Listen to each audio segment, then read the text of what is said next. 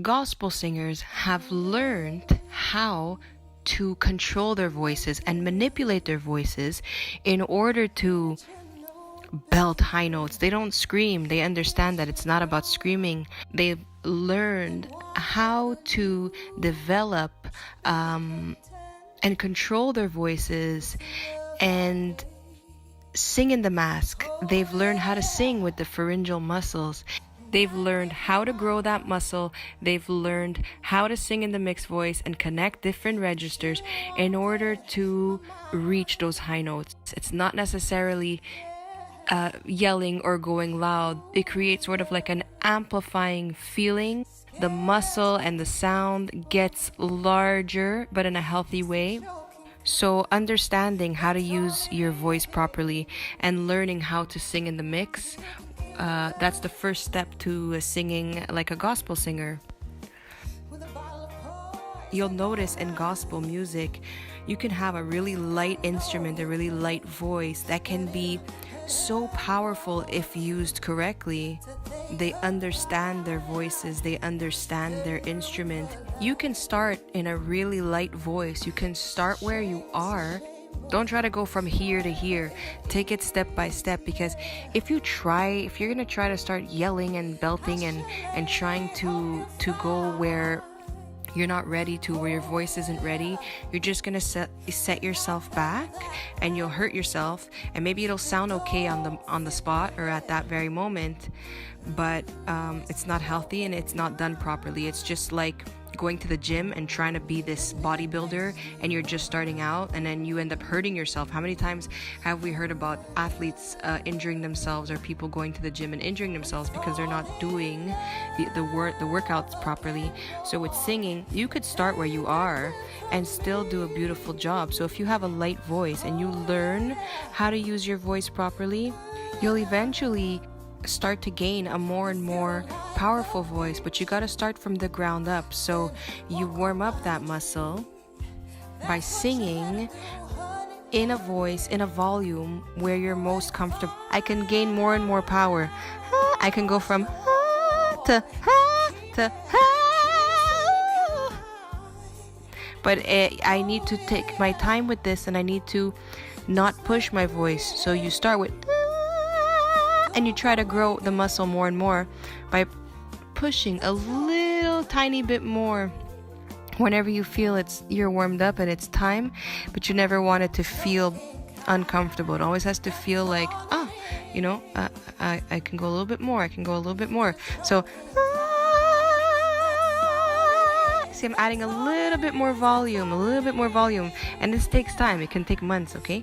And you need to record yourself where you're at today and keep recording your voice, and like every few weeks or so, because we forget the progress. We don't realize the progress. So that's where the power comes in. It's by growing the muscle. You'll also notice that gospel singers sing in very diverse ranges. So 1 minute, you'll be singing extremely low, and the next second, you're singing extremely high. So I would practice getting the ear for that. Practice changing notes and keys randomly. The notes don't always follow each other. You can also, I would recommend you study gospel singers. You listen to them, try to mimic. Gospel singers will also end every single note with control.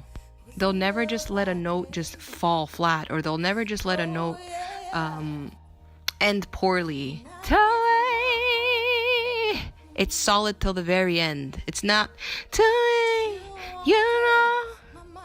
they never let go. You hold on to that note and you finish it as precisely and as beautiful as possible. Either with a run or a solid note, whether it's a straight note or vibrato. Usually it ends with a nice vibrato. Hey, hey. See how I ended it with a yeah, not yeah. And a way to practice this is to, if you find that your notes are just ending abruptly and you have no control, you need to focus. So if you're doing this, hey, and it just automatically like dies. You have to force yourself to hold that note. So you'll do,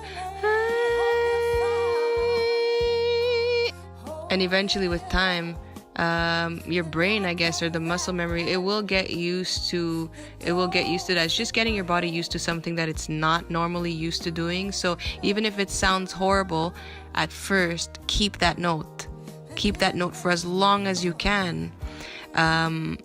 Even if it's exaggerated, because you're trying to you're training your brain, you're taking control, you're taking over. And eventually your body and your vocal cords will do what you tell it to do on command. Gospel singers use vibrato. If you put your hand on your throat,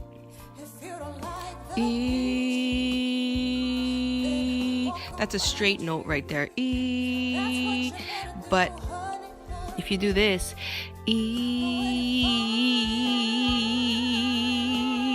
that's vibrato.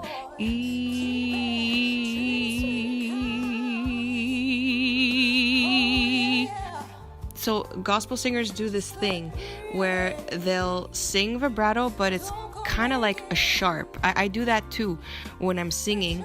It's like a sharp vibrato. You got me. Did you hear how instead of you got me, it kind of went sharp at a certain point? See how my me, it kind of went me. It sounds horrible when you slow it down. You got me. Last but not least, vocal agility and riffs. So if you want to be a gospel singer and you want to sing in this style of music, you need to work on agility and you need to work on riffs.